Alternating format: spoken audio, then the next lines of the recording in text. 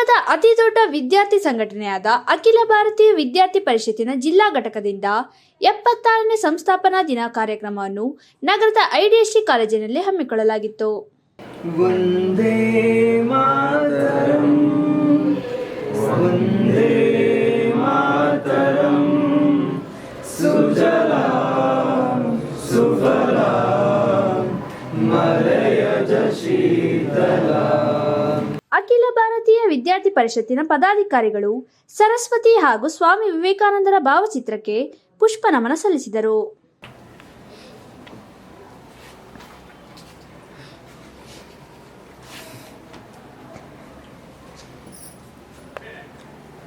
ABVP ಜಿಲ್ಲಾ ಸಂಚಾಲಕರಾದ ರಾಕೇಶ್ ಮರಡಿ ಅವರು ಮಾತನಾಡಿ, ಎಬಿವಿಪಿಯ ಸಂಸ್ಥಾಪನಾ ದಿನದ ಬಗ್ಗೆ ಸವಿಸ್ತಾರವಾಗಿ ವಿದ್ಯಾರ್ಥಿ ಪರಿಷತ್ ಪದಾಧಿಕಾರಿಗಳಿಗೆ ತಿಳಿಸಿಕೊಟ್ಟರು. ಇಂದು ವಿದ್ಯಾರ್ಥಿ ಪರಿಷತ್ತು ರಾಷ್ಟ್ರದಾದ್ಯಂತ ರಾಷ್ಟ್ರೀಯ ವಿದ್ಯಾರ್ಥಿ ದಿವಸ ಎನ್ನುವಂತಹ ಕಾರ್ಯಕ್ರಮವನ್ನು ನಡೆಸ್ತಾ ಇದೆ.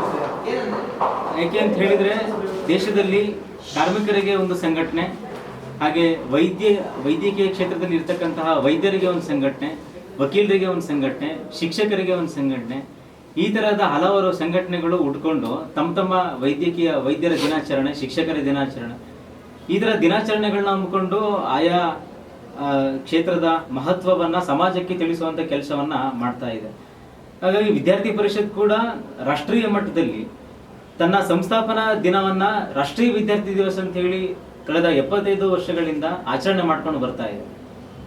ವಿದ್ಯಾರ್ಥಿ ಪರಿಷತ್ತು ಕಳೆದ 75 ವರ್ಷದಿಂದ ರಾಷ್ಟ್ರದ ರಾಜಕಾರಣದಲ್ಲಿ ತೊಡಗಿಕೊಂಡು ರಾಷ್ಟ್ರಕ್ಕೆ ಏನು ಬೇಕು ಅನ್ನುವಂಥದ್ದನ್ನು ವಿದ್ಯಾರ್ಥಿ ಪರಿಷತ್ತು ಮನಗಂಡು ಅದನ್ನು ದೇಶಕ್ಕೆ ಕೊಡುವಂತಹ, ಅದನ್ನು ಸಮರ್ಪಿತ ಮಾಡುವಂತಹ ಕೆಲಸವನ್ನು ವಿದ್ಯಾರ್ಥಿ ಪರಿಷತ್ ಮಾಡ್ಕೊಂತ ಬರ್ತಾ ಇದೆ. ಉದಾಹರಣೆಗೆ ಹೇಳಬೇಕು ಅಂತ ಹೇಳಿದರೆ, ವಿದ್ಯಾರ್ಥಿ ಪರಿಷತ್ತು ತನ್ನ ಕೆಲಸವನ್ನು ಎಬಿವಿಪಿ ಆಭಾವಿಪ ಅನ್ನುವಂತಹ ಒಂದು ಹೆಸರಿನಿಂದ ಬಿಟ್ಟು ಇನ್ನೂ ಹಲವಾರು ಆಯಾಮಗಳ ಮೂಲಕ ಹಲವಾರು ಕ್ಷೇತ್ರದ ವಿದ್ಯಾರ್ಥಿಗಳನ್ನ ತಲುಪುವಂತಹ ಕೆಲಸವನ್ನ ಮಾಡ್ಕೊಂತ ಬರ್ತಾ ಇದೆ.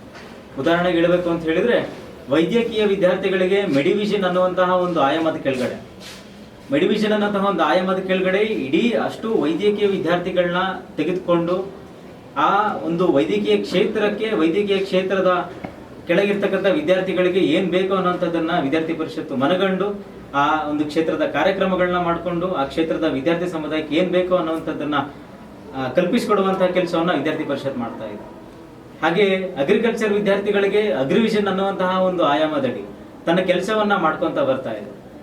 ಹಾಗೆ ದೇಶದ ಅತ್ಯುನ್ನತ ದೊಡ್ಡ ಕಾಲೇಜುಗಳು IIT, IIM ಹಾಗೆ ಕಾನೂನು ಕಾಲೇಜುಗಳ ಮಟ್ಟದಲ್ಲಿ ಇಷ್ಟು ವಿದ್ಯಾರ್ಥಿಗಳನ್ನ ಒಟ್ಟಿಗೆ ಸೇರಿಸುವಂತಹ ಕೆಲಸವನ್ನ ಥಿಂಕ್ ಇಂಡಿಯಾ ಅನ್ನುವಂತಹ ಒಂದು ಆಯಾಮದ ಕೆಳಗಡೆ ಅಷ್ಟು ವಿದ್ಯಾರ್ಥಿಗಳನ್ನ ಸೇರಿಸ್ಕೊಂಡು ಆ ವಿದ್ಯಾರ್ಥಿ ಸಮುದಾಯಕ್ಕೆ ಏನು ಬೇಕು ಅನ್ನುವಂಥದ್ದನ್ನ ವಿದ್ಯಾರ್ಥಿ ಪರಿಷತ್ತು ಮಾಡ್ಕೊಂತ ಬರ್ತಾ ಇದೆ.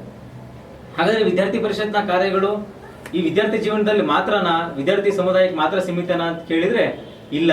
ವಿದ್ಯಾರ್ಥಿ ಪರಿಷತ್ತು ಸಮಾಜದ ಹಲವಾರು ಸಮಾಜ ಕಾರ್ಯಗಳನ್ನ ಕೂಡ ನಡೆಸ್ಕೊಂತ ಬರ್ತಾ ಇದೆ. ಉದಾಹರಣೆಗೆ ಹೇಳಬೇಕು ಅಂತಂದ್ರೆ, ತನ್ನ SFD ಅನ್ನುವಂತಹ ಸ್ಟೂಡೆಂಟ್ ಫಾರ್ ಡೆವಲಪ್ಮೆಂಟ್ ಅನ್ನುವಂಥ ಆಯಾಮದ ಕೆಳಗಡೆ ವಿದ್ಯಾರ್ಥಿ ಪರಿಷತ್ತು ಪರಿಷತ್ ಕಿ ಪಾಠಶಾಲಾ ಅಂತ ಹೇಳಿದ್ರೆ, ಇವತ್ತಿಗೂ ಕೂಡ ಶಿಕ್ಷಣ ಅನ್ನುವಂಥದ್ದು ಕೆಲವೊಂದು ಸಮುದಾಯಕ್ಕೆ, ಕೆಲವೊಂದು ಜನರಿಗೆ ಮರೀಚಿಕೆಯಾಗಿದೆ. ಕಾರ್ಯಕ್ರಮದಲ್ಲಿ ರಾಜ್ಯ ಕಾರ್ಯಕಾರಿಣಿ ಸದಸ್ಯ ನಂದನ್, ನಗರ ಸಹ ಕಾರ್ಯದರ್ಶಿ ಪ್ರೇಕ್ಷಿತ್, ರೋಷನ್, ಧನುಷ್, ಮಧು, ಕಾರ್ತಿಕ್, ಸೂರ್ಯ, ಅರುಣಾ, ಜಿಲ್ಲಾ ಸಂಘಟನಾ ಕಾರ್ಯದರ್ಶಿ ಸಿದ್ದು ಭಾಗಿಯಾಗಿದ್ದರು.